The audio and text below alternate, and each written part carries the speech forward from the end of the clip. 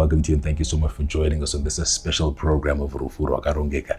And today I'll be speaking to an amazing woman, a woman who has also been able to not only go through the challenges of being a widow, but more importantly, I would be able to share some success nuggets in how you too can also be able to prepare yourself for what challenges may come in life. Gogo Wazara, thank you so much for joining us today. Thank you. Right. Gogo Wazara, maybe mnogona kutanga mchutudzo story yenyu from 1979. My story starts from the 17th of October 1979, when we detonated a landmine. It was during the war. Takatsika chimbambaira. Right. Tichienda kubasa. Inini murume wangu tatilwa arairidzi. Murume wangu anga ari supervisor wechikoro, ini ndanga ndiri murairidzi. Saka taifamba tichienda kuchikoro. Saka tangoti bei pamba pedu. Takafamba ndofunga about 300 meters tichipinda main road, patatongotsika landmine. Patakatsika landmine, murume wangu akakuwara gumbo reseri, apa rakasara rakabata pabva, apa rakasara rakabata neganda. Ruoko rwakatyoka apa neapa neapa, zvokuti we had multiple fractures. Takaedza kubatsirwa paiwo padhuze about 50 meters away from patakatsikira paine clinic, kwanga kuri kwazvimba kurusevha. Saka padhuze nepaclinic ndo patakatsikira landmine. Saka takaedza kubatsirwa paclinic, but the injuries were major for the clinic. So they ordered an ambulance to come.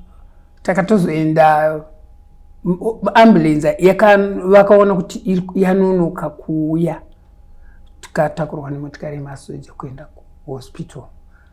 Saka patakasvika hospital ainambotora nguva huru kuti kutora decision kuti vadimbure gumbo, because ranga ratongosara ganda chete mabhonzi esaya anga asisite. Saka takagara muhospital for 12 days. Ininda ndakakuwarawo kuside kuright uku nekuipi uku, and I was 7 months pregnant. Saka due to the injuries that takanga tine mwana watakanga tinaye, akanga akagara pakati pangu na baba wake patakatsika landmine. Mwana akakuwara siso, and he lost sight in that eye.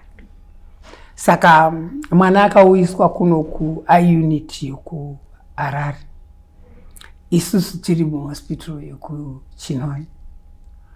Saka baba vakaitwa operation yegumbo, vakazoitwa futi imwe operation, but you could see kuti vanga vachirwadziwa. But vachitaura zvese zvavaida kutaura vaitaura. Inini ndakandiri ku women's ward, ivo vari kumale ward, ndiri ku-women ward. Vakazosvika pokuti vaingoti vakagara karongoti ndidaidzire mudzimai wangu, are you okay? Ndoti I'm okay. Kusvikira manesi azoti no, let's screen this. Titore mukadzi wacho aende kumale ward anogara ikoko, because vaingoti after 5 minutes ndidaidzire mukadzi wangu handiti. Saka takazenge taakungogara muward imwe chete iyoyo.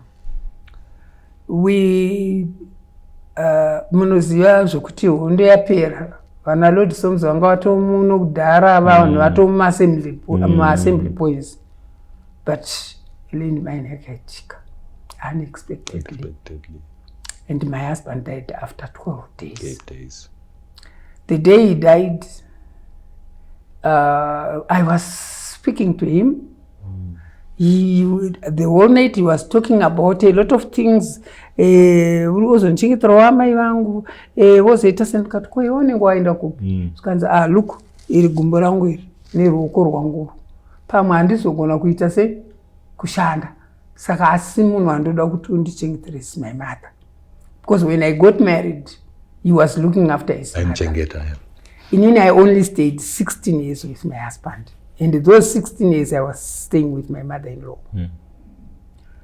Saka, on the 29th of October, it was around 9 o'clock. I stood up. A priest came, akabati pa Holy Communion. Then he suggested, instead of giving me one rangu, please, may you break it. Give me half and give her half. Then take hers, break it so that I know we have shared. What she has is what I have. And then he repeated, please look after my mother. Ndoza kuti kukwara kwandakaita pamwe ndinozonge ndachirema pamwe ndesenge ndisisagona mentally ndisisazive zvandiri kuita, but look after my mother. Then I said to him, I promise to look after your mother. I've stayed with your mother for 16 years. Chichingantatse kuti whatever is to come, tutadza kugara nechi namai vako. Saka ndopa andipasani kuti he wanted me to kiss him because ipapo ndandichimuita bed bus. Ndopa ndangobata musoro wake kudai so. Ndopa kutaura, thank you very much for your greatness. I thank you for being strong and for the life we've stayed together. Thank you so much. But and person who you wanted me to kiss him. Then I bowed down my head and I kissed him. Karama nichiratidza kuti ndimukisa, chimpukuta, chidikitira chimpukuta kumeso. Kusvikira asati thank you for your greatness. Ndopangoisa musoro wake paside. Then he was gone. He was gone. I tried to speak to him. I tried to open his eyes. I could see kuti maziso asha terola. Then I called the nurse. Akati touch his chest. Is it rising and falling down? I touched his chest. Bata padumbu pake. What do you feel? Touch his pulse. What do you feel? That I can't feel any pulse. And I can't feel any breathing at all. I told it to open from I did all that. Apa wangu wachida kundi prepare kuti he is gone. Duba sister wangu kuti my wazara, I think timbo ita vakuya nemashini zongoya zvezvo kungoti vaotoona kuti munhu aenda kuti inini resuscitation. Svikanzi vantu mukona mishini haisi kunhingirikira kufamba. Saka imi mukafunga kuti chii? Ndikati kana handiti kana munhu asisafemi, but I can't believe zvandikuda kutaura kuti ndizvo, kuti kana munhu asisafemi, asisasvinura, asisataura, anenge aenda, but maybe is not gone.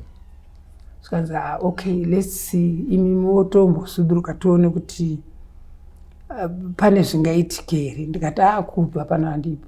Ndobva ndangoramba ndakagara ipapo kusvikira vadokta auye acertify. Dokta akandibata akati he is gone.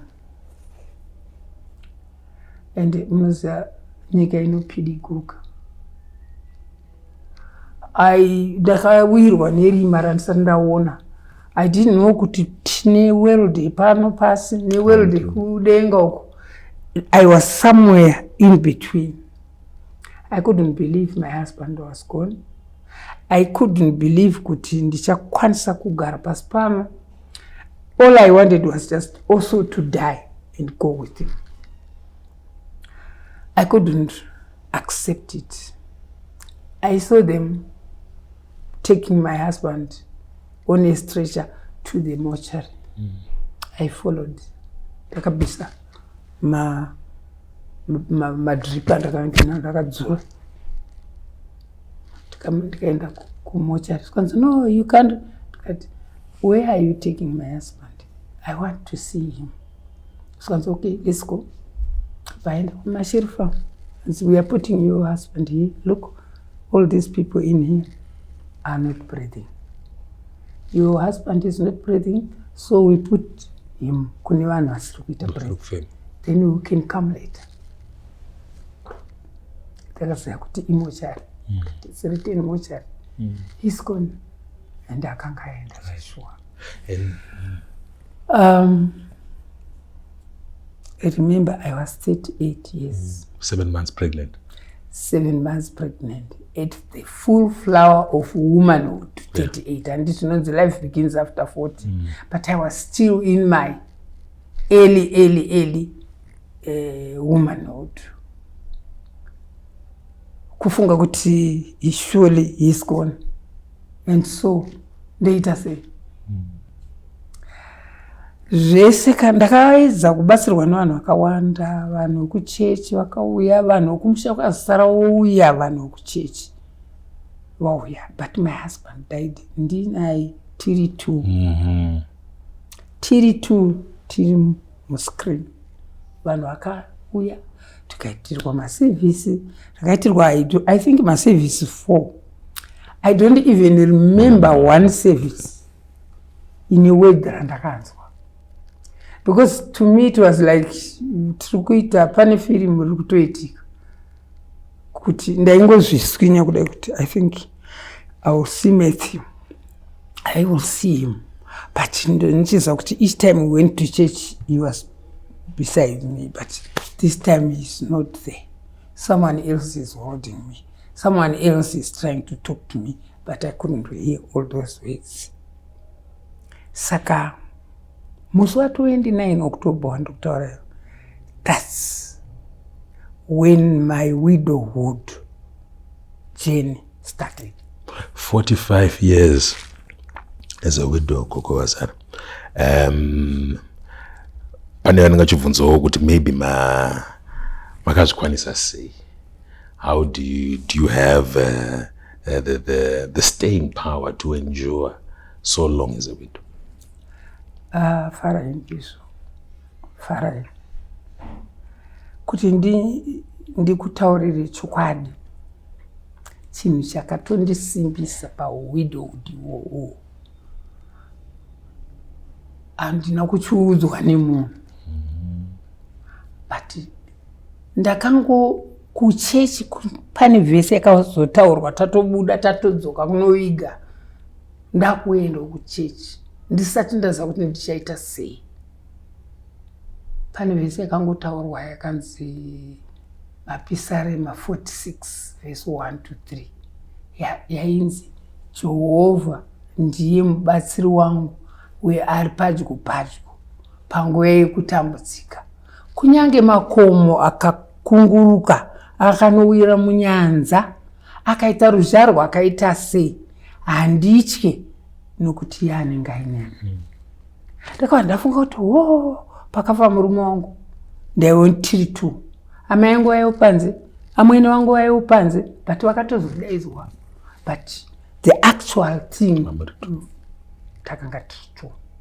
Saka ipapo ndopakabva ndati inini chandakubatisa bango randakunyatsobatirira pariri Psalm 46. Jehovha Mwari ndiye mubatsiro wangu ari pedyo panguva yekutambudzika. Saka whatever I did, ndaitanga ndataura naMwari, ndaitanga ndanamata, ndainamata zvekunamata zvino kuti ndakangokurira pamission ndichinamata. Ndainamata zvekunamata zvizvi, but apa ndakanga ndakunamatisa. Because ndakanga ndichiti 2 children vari kuboarding, umwe grade 7, nhumbu ine 7 months, kamwe ndina kachiri kadiki, umwe aluza sight in his right hand, right eye, ari kuHarare hospital. You can imagine, mwana ari kuHarare hospital, I can't go kuHarare hospital. My husband is dying. The 2 children vari kumaboarding kwakasiyana siyana. Vakanga vazoyeuka ndikutofunga kuti apa ndadzoka manje zvese izvi kuti ndizviunganidze. Zvakanga zvakandiremera. But zvakangondibatsira kuti I remained inside God's scroll. Ndichitsvaga munhu wandaiteerera, munhu aindiudza nezvekudenga. Kwete munhu anonditaurira nezvimwe zvinhu zvandinozoona kuti hazvindivaki. And I began to screen even friends. Kuti what type of friends should I have? Because when you are a widow, there are a lot of challenges that you get, especially early stages.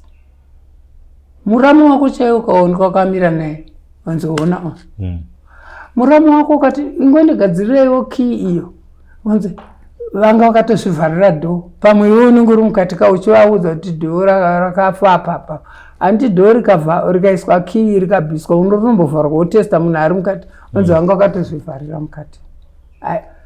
Hama yako chai unotoona kuti vanototanga kuita sei kukuvenga, unotanga kuvengwa unyange nevamwe vanhu vaongo shamwari dzako kana shamwari dzekuchechi, shamwari dzekubasa dzinenge dzine varume vadzo vanenge vasisade kuti toti my husband's best friend aikogona kumhoresana tichirovana maoko.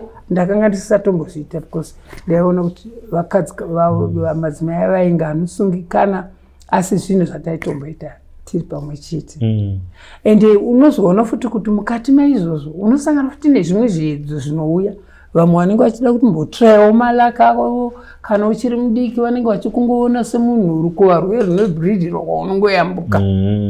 But inini ndanga ndakanamata kuti Mwari, help me to survive widowhood. Help me to look after my children God's way. Ndozvandakanga ndichinamata kuna Mwari, especially surviving widowhood. When I say surviving widowhood, zviri kudya unozvikwanisa, zvimwe zvese unozvikwanisa, but pane chinhu chinenge chiri very missing chemakonjuga raisa wainge uinawo nemurume wako. Handitika unonzwa some people vachiti there was a day andaikati nhasi ndarota wazara mufunge anga auya kuhope kwangu ende tanga tichifara because usataure nezvekurota murume wako. Tora tsito uise kumusana bhota rokuti usauye kwamuri. How can I do that? Munhu ndakagara naye 16 years. Ndotasa ini nditoda kurara kana masikati kuti ndikauya kana pamwe achauya hope kwangu. Asi munhu unzwa achikutaura kuti ukarota murume wako achiuya kwauri it's not good. Ndaitoda kuti ndimuroti. Dzimwe nguva ndaitorota tichitotaura chitondiudza ti chakati. Sometimes don't believe in dreams, but sometimes I found joy in dreaming about him. And it was on. And the koya futi ku surviving widowhood. Chimwe chinhu chakandibasira ndechikuti mukunamata kwangu ndakaona kuti zvedzo zvinouya. Zvedzo are like a bird that flies over your house. Right. But if a bird builds a nest in your house, you can destroy the nest. If you destroy the nest 3 times, shiri will kuzovaka.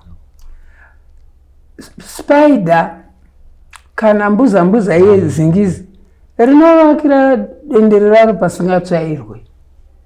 Pane ukaona pane danda hapatsvairwe. If you don't pray, that corner will be like corner pasingatsvairwe.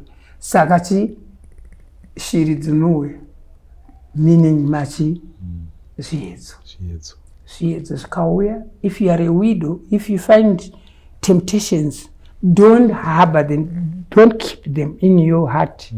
Kana ari munhu auya achida kukuedza kuti honai ndachifunga kuti timboenda mumbonokanganwa. Hakuna munhu anokanganwa kana anga akagara zvakanaka nemurume wake. Kune vamwe of course dzimwe chirikadzi dzinoti good riddance to bad rubbish. Anongoti achifasa nhasi mangwana akutokana kuti chitunha chiri mumba wotovhunza kuti kuhama yacho vafirwa ndivapi. Anzi vari kubedroom, wotoenda kubedroom wotoona vanhu vari kutozvifarira zvavo. Saka ndinongobhilivha kuti life yamakagara, magariro amakaita ndo anoita kuti munhu iwewe uone kuti unosurvive widowhood yako sei. Handiti mukusurvive widowhood ikoko, even biologically some people threaten kuti you don't feel anything. 16 years, 40 years, Mwari achigara nemurume mumba unzi you don't feel anything. You feel something but you control yourself. And you find something to do to forget. Zvirikuda kuitika mumwiri wako. Get yourself kana kutoti wakarara ukanzwa chimwe chinhu chinenge chawe enda unokoromora masherufu ese nembatya wakapa. When you start packing, it goes off. Go and have a shower. It goes over. Pray. God will find a way for you. In surviving, you have to be strong. Talking about be a baglaba, rakasimba. Be a baglaba. Gogo Wazara, talk about being a baglaba. We'll take a short break and come back. I'm looking forward to hearing a lot more from Gogo Wazara, especially when it comes to being able to manage loss and being a widow. We'll be right back.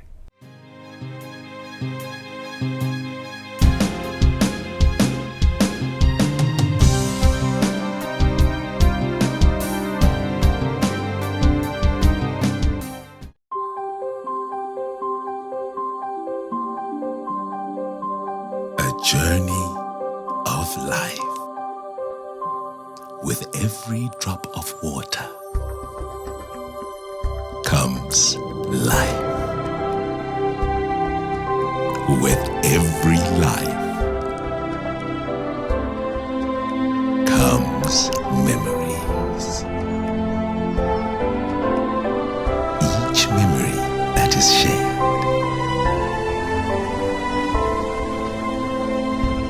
creates a legacy to be remembered.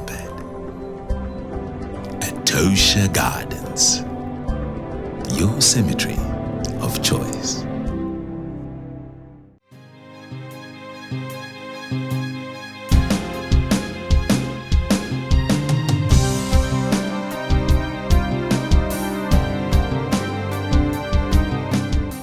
Welcome back to our second segment of Rufuru Wakarongeka, joined by a special guest in studio today, Gogo Wazara. Gogo Wazara, once again, I must say, hearing your history, but also appreciating Mamwe Mashoko you in terms of advice. I can't help but wonder. We know Kuti people go through much challenges, but being able to overcome is where some people find difficulty. Maybe you can share with us some of a few basic key tools that tinogona kushandisa panguva dzakadai. Farai, surviving widowhood, being able to survive widowhood is like climbing a sandy mountain. Kukwira gomo rejecha. Kuti ukwire gomo rejecha unenge uchingokoromoka kudai. Handiti ukanga wanamata, ukanga uchinamata kuna Mwari, jecha rinoomeswa ukazoshama kuti senga hapa anopandiri. Nokuti God is a God of the impossibles. Inini ndakaona kuti mukunamata kwandaita sezvanambokutaurira ndichikutaura Psalm 46 yakandisimbisa stireki. Ndikazosangana neimwe vhesi futi muBible, Jeremiah 33 verse 3, inoti call unto me and I will answer you and I will show you great things that you don't know. Kuti ndidaidze ndinokudaira, ndozokuratidzai zvakaita sei zvakavanzika. Ndakaramba ndichingokunamata ndichikumbira mazano kuna Mwari. Saka chinhu chandakaita chekutanga ndechekuti ndakati Mwari ndoda kushandisa maoko angu, ndoda kushandisa pfungwa dzangu, ndoda kushandisa makumbo angu, God's way, for my children to survive and for me to survive widowhood.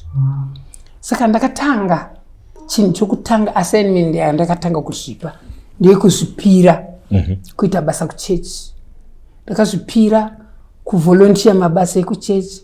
Kunyange kukanzi kune ungano riripo, kukanzi tiri kutsvaga wekubika kana tikanzi tiri kutsvaga wekutsvaira, ndaiwanzoda kutsvaira matoilets. Kana kukanzi kuri kuda kusukwa mapureti, ndaiwanzoda kuenda kunosukwa mapureti. Ndaiwa ndisingade kutsvaga zvinhu zvinoreruka kwandiri.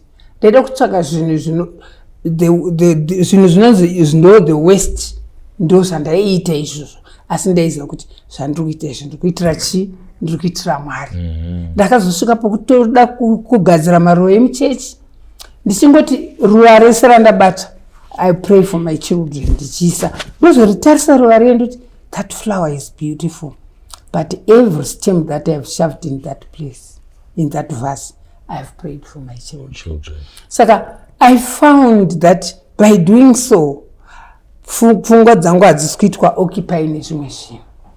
Ndakatanga kusona mabedspread, ndikasona majackets, ndikasona hembe dzevana, ndikasona vana vangu ndaisonera mabell bottom aya munaziya edenim yaisonwa kuDavid Whitehead raiti ukarimisa apo ukariaina rinomira akaomarara.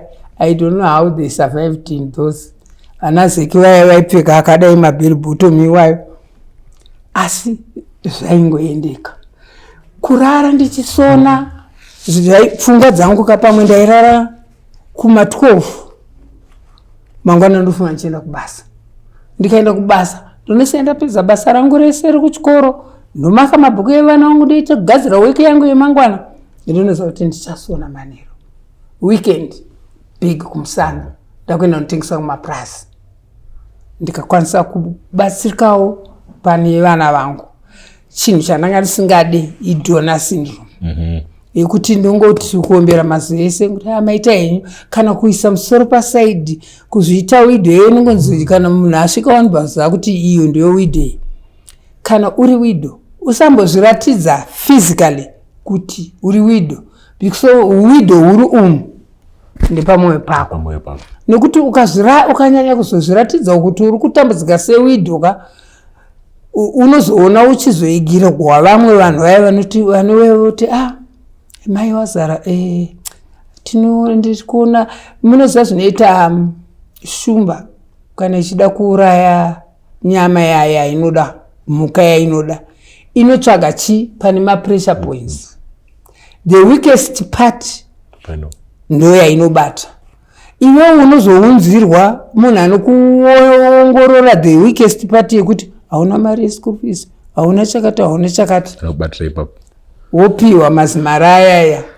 To accept a favor is to sell one's own liberty. Ozoona wanyura vana vasina anochengeta, wakungoti zimotikari rauya wakuatenda kuna baba vaya, hauchaatenda kuvana vako. MuBhayibheri munoti kana uchiri mwana mudiki unenge wachembera semise zvandakaita zvandikangoona kuti handigoni kuchengeta widowhood wangu, ndotongoroorwa womotoona handichanzi Mrs. Wazara ndangonzi Mrs. but which is impossible kuti asiyaitika nhasi. Asi ndinongotiwo kuvana vadiki ukaona usingakwanisi kuchengetedza chirikadzi wako, kana humburukwa ukaona usisakwanisiwo kugara wega, muBhayibheri muzvirimo kuti zvakanyorwa kunzi roorwa kana kuti roora uchengetedze utsvene hwako. Saka inini ndakararama nekushanda ndishandira mhuri yangu, ndakararama nekunamata nekuziva Mwari is God of the impossible. Akandibatsira kuti vana vangu vadzidze vese, vakaita madegree avo, vakadzidza, vakaita mabasa avo. But still unongoti mwana akaita zvakanaka dai baba vacho vanga varipo, kana akaita chimwe chinhu chinenge chisiri right dai baba vacho vanga varipo. Kunyange chawaigona kuita iwewe wega, iwe varipo zvavakazvigarira pacheapa, ini ndaigona kutsemura huni zvangu Wazara akatogarapo, but paakangofa ndakatadza kutsemura huni ndakazoita sandikaenda kutodzidza futi kutsemura huni, ndakutorwadziwa kuti ndakutsemura huni as if he was doing it all the time.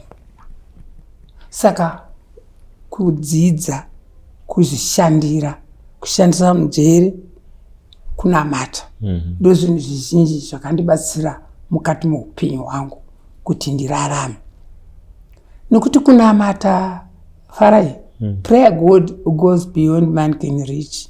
Vana vari kwakasiyana siyana kuchinamata minamato inongosvika ikoko.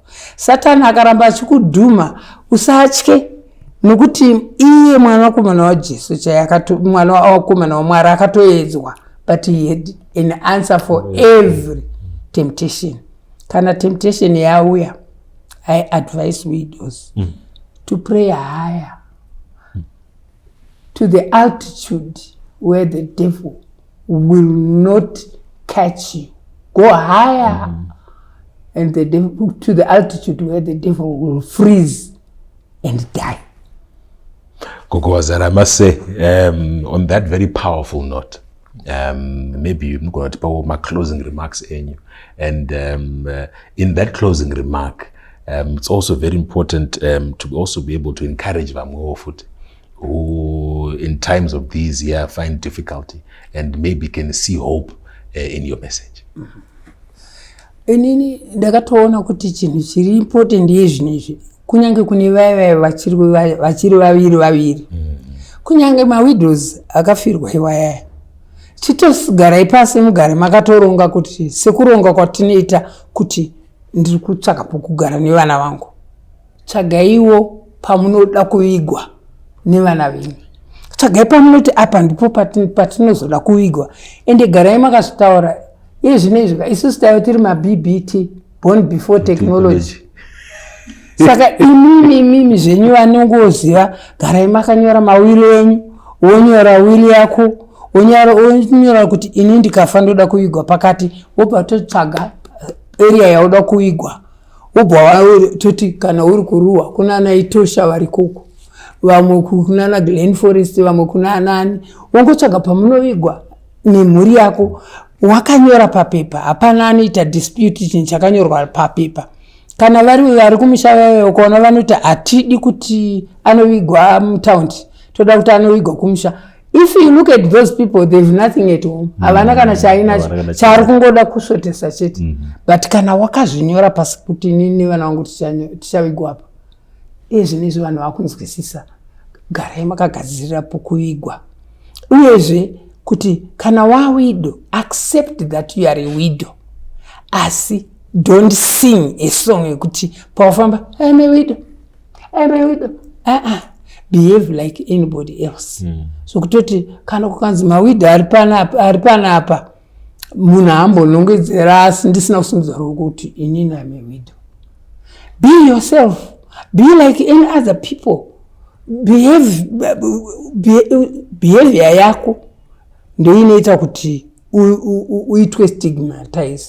Dzinongoa iwe unenge uri marapasetsetse inoridza ngoma nedemo yakagara papfumo asinganzwe, asingachengeteke, asingazive zvo, anongoti ningati nhunzi inongoti payamhara, you lose your dignity. Ita munhu anenge tsimba renzou rokuti kana mvura ikanaya mukadiki dzinonwa mvura. Saka iwewe let other people learn from you by surviving your widowhood Christ's way. Gogo Wazara, thank you so much for those very powerful words, and I'm sure we look forward to in future carrying on the conversation. Thank you very much, Farai. It's my pleasure. If you would like me in future, I can go on and on. If you want, we can write a book. Yes. Thank you so much. I'm sure next time we'll be on the ground. Thank you. Thank you so much. It's my pleasure too. They were speaking to Gogo Wazara, of course, sharing a very inspirational story of being able to find, of course, hope through adversity. That's all the time that we had in Rufuro Akarongeka. Please ensure that you do follow us on all our social media platforms. That's all for now. Pleasant viewing.